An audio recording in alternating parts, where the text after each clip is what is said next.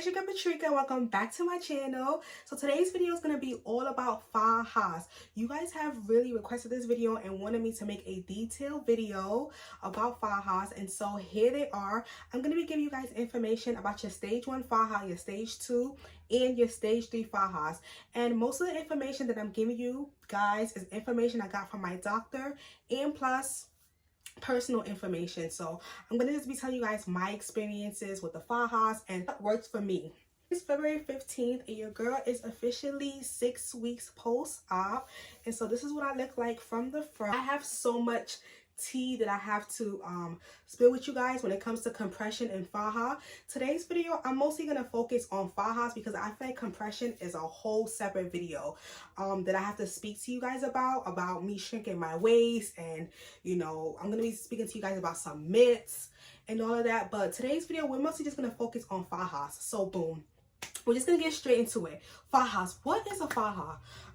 If you're planning on getting a BBL, or if you just got a BBL, or maybe you're just doing research, you're probably wondering, what is this garment and why do I have to wear it? So wearing a faja after surgery promotes compression. When you get off that surgery table, you are going to be very swollen. There's going to be a lot of fluid in you. So it helps with compression. It also helps to reduce swelling and to contour your body. And it does contour your body and give you a nice shape.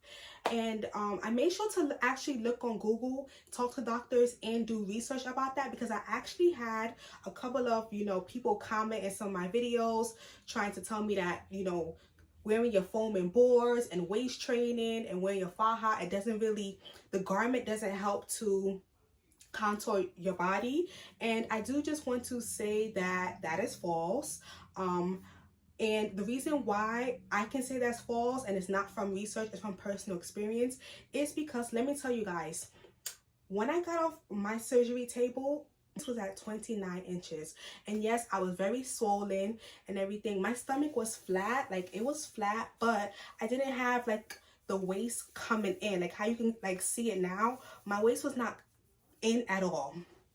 And so I did begin to compress with my fajas and everything, and now my waist is down to a 25, 26. When I'm swollen, my waist is a 26. When I'm not swollen, it's a 25.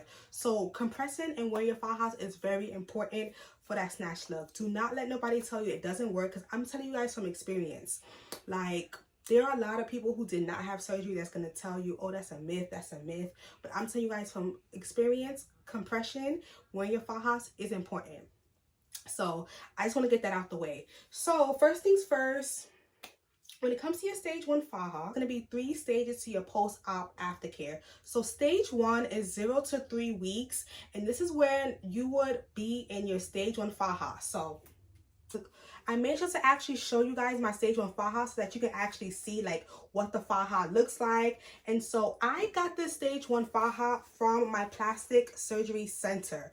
During my pre-op, which was a day before I was scheduled to have surgery, they did measure me and get my measurements. So you're not going to go in and tell them what size you are for your stage 1 faja.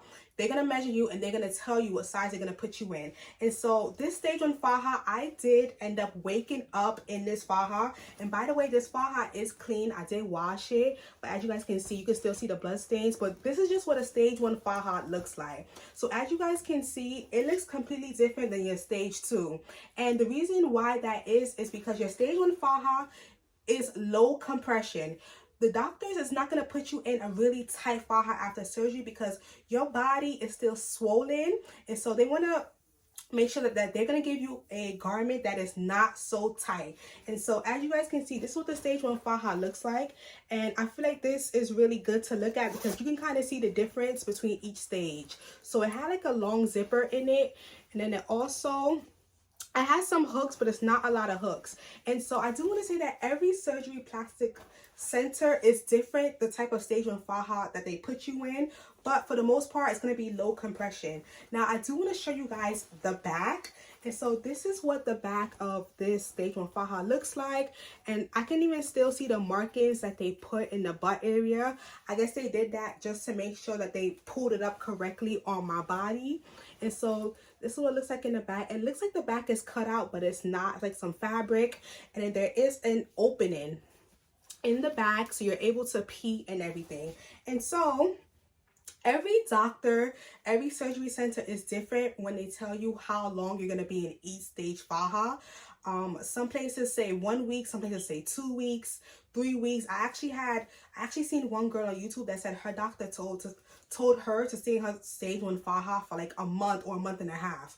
But I'm gonna tell you guys what I did, and like I said, this is just from my personal experience, what I've been doing to, you know, get this shape and keep this shape and everything. Having drains, and so me having a drains did not affect how long I was in my stage 1 faja for. But I do want to say that I personally reached out to a couple of girls that had their body done by my doctor. I love their results. So I reached out to them on Instagram. They don't have a YouTube channel or anything. I just wrote them. And I asked them, like, how long were you in your stage 1 faja for? How long were you in your stage 2 faja from? Because I really love their results. And doing my research, I saw that some woman was complaining that they lost fat after surgery, or that their hips went down, or all of that. So that was my biggest concern. I didn't want to lose no fat. I didn't want to lose my hips. I didn't want to lose any of that. So when I reached out to these girls, 2 of them both told me the same thing. And that is why I decided to do this. They told me that they got into their stage 2 faja. One of them told me she got into her stage 2 faja after 2 weeks. The other one told me within like 4 days. And so I went and got my stage 2 faja after 4 days. And there's a couple reasons why I did this. One, because I do not live in Miami. I live in Florida, but I don't live in Miami. So I didn't want to order a faja online, just because I'd rather go into the store and try it on and have a worker, you know, help me pick out the best one. So I wanted to get a faja before I left Miami. So that's the first reason. And 2, I was so swollen. And I'm like, you know what? I want to get this fluid out of me as quickly as possible. By the way, I am going to put on this faja, my stage 2 faja, in this video and show you guys and everything. But I wanted to get into my faja as soon as possible. So that is why I got it 4 days post-op, and so I wanted to begin compressing. Like I said, I am going to make a whole separate video on compressing and how I was able to get that 26-inch waist down. But yeah. And so I went to the store in Miami, and the store is called Pretty Girl Curves. And so let me tell you guys, I didn't really vlog my experience inside of the store, but when you go to the store, they have a lot of fajas. You cannot touch, and you cannot, like, you can't go and pick out which faja. You go, you tell them which procedure you had done, how many days post-op you are, and what kind of faja you want. So when I went in, I made sure that I told them I want a no hip, no butt compression faja. And that is because after doing my research, I didn't want to lose any fat off my butt and my hips. And so she went and she showed me a selection. And so I did pick out this faja. And so how you're going to know your sizing for your stage 2 faja is she measured me. So when you get your stage 2 faja, it goes based off your hip measurements. So when she measured me, my hips was like a 44-inch, and so she gave me a size large. And when I tell you guys, I was so swollen that she had to help me get into the size large, and she squeezed me in it. It was to the point where I was thinking to myself, is this faja too tight? Like, is it supposed to be like this? And she told me it's okay, because within a week or two, once your swelling goes down, because like we said earlier, the faja helps with swelling and everything. So she told me once the fluid begins to come out, then you're gonna have room in your faja, and then you can start wearing your foams and your boards. And so she was completely correct. I started wearing my fajas 24/7. So from day 4 up until I shipped my faja to get altered, I was wearing it 24/7, and I did wear it with my foams and my boards, by the way. And I'm gonna put the name of the faja that I purchased right here so that you guys can see. I think I paid like $180 for it, so make sure you guys do have extra money for your fajas and all that, because these are very important. And so like I said, I am gonna put this on because I haven't wore my faja all day today, because I did have a photo shoot earlier, and so I do have to get back into my faja because I am swollen right now. Like, I am very swollen. So you guys are gonna see me get into this faja. But so I was using this as my stage 2 faja, but like after 2-3 weeks, You guys, this faja became so baggy in the waist area. I'm going to see if I can put up a picture, but it was so baggy. And so that is what you do not want. The purpose of the faja is to snug your body, to help with swelling and to contour it. So if your faja is loose, by the way, my faja was loose when I had my foams and my boards in. So if your fajas is loose while you have your foams and your board-ins, then it's time for you to transition to your stage 3 faja, or you can do what I did, and I just got the waist altered because I'm like, one, I love this faja, so I wasn't just gonna throw it away and get a new one, and two, you can just find someone that's a professional and they can take in the waist. So around 4 weeks post-op, I did ship my faja off to the faja doctor, and how that works is I just set in my measurements. I told her that I wanted like an aggressive alteration, and I just set my measurements, and then she took my faja in. And so this is basically my stage 3 faja, you know, because I got it altered. And so I just got it in the mail yesterday, so you guys are actually going to see me put this on, but the waist is going to be really tight now, and it's actually going to fit my waist, because I think I told her for the measurements, I put the waist down as a 25. So this is basically my stage 3. So instead of buying a stage 2 and a stage 3, you can use your stage 2 as your stage 3 and just get it altered. Send in your measurements once it begins to get baggy in the waist area and get it measured. So I will be with my faja for probably like another 3 months, or until the swelling goes down, because I haven't worn my faja all day and my body is still like swollen. And I know it's swollen because I did take my measurements and my waist, like, you know, on top of me going out to eat yesterday. But that's all. On the black tank top. Now I'm not gonna wear my foams and boards with this altered faja, because like I said, I did send in my measurements, and so it should just fit perfectly to my body. It's like customized in a way. And so what I'm doing right now, I just pulled it up on my leg. These are not easy to put on at all. Like, it is not. And by the way, I'm gonna wear it the rest of the day for 24 hours without the foams and boards, and see if I'm like still swollen, or if I feel like it's not really compressing as it should. I will go back to wearing the foams underneath it, but because I got it altered and it's in, hopefully I won't need to wear the foams. But like this whole surgery journey is literally just going with the flow, if you guys know what I mean. And so whew, by the way, this is not a 1, 2, 3 easy task. And so the butt is no compression. And so yeah, we're just, oh my gosh, she really snatched this faja. Like, the waist is so tiny in this. Once I wear this faja, this is gonna get my body right. Like, oh my gosh.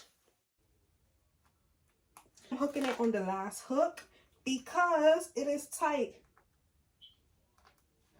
But as the swelling go down, then I'll be able to hook it on the last hook. But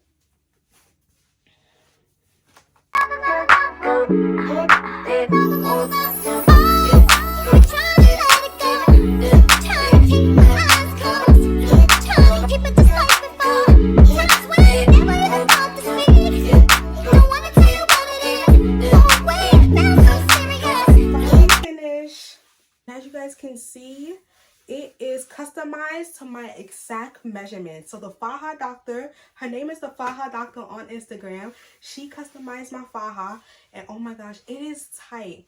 It's actually giving me the perfect compression that I need to help with the swelling even more. And as you guys can see, you can already see the shape that is going to help with the swelling. And by the no hip, no butt compression faja, so what that basically means is there is no compression on my butt in faja. I will continue wearing this faja, like I told you guys, at least for another 3 months, just to see what the swelling is looking like. I can tell that I'm really still swollen. On top of that, like I said, my doctor plus almost every doctor, they all say the same thing. It does take 6 months to a year for your swelling to stop in your body. So you can never wear a faja for too long, if that makes sense. I know some women that are wearing their fajas 1 year after surgery. It takes me a while because I'm on the last hook and I still have 2 other hooks to get into. And so way to go. If you don't want to keep buying fajas, just get it altered. Get the waist taken in to your exact measurements and it will do its intended job. Everybody's body is different and is at a different healing stage. Like I told you guys, I was able to go on my stage 2 faja 4 days post-op, or should I say I made myself go into my stage 2 faja 4 days post-op. But just listen to your body, listen to your doctor, and just do what for you. If you guys didn't take anything from this video, just remember wearing your faja is very important, because I know a lot of women, or I know some women that has gotten a BBL or lipo and it doesn't even look like they did, and I can tell right off the bat it's because they were not compressing, they were not wearing a faja as long or as often as they should. So this is actually very important. No, this video is not sponsored. I'm just telling you guys what I did. And the next video is going to be on compression and me shrinking that waist glass figure that I paid for. And so thank you guys so much for watching this video. Please subscribe to see weekly content, and also follow your girl on Instagram, and I can't wait to see you guys in my next video. Bye guys.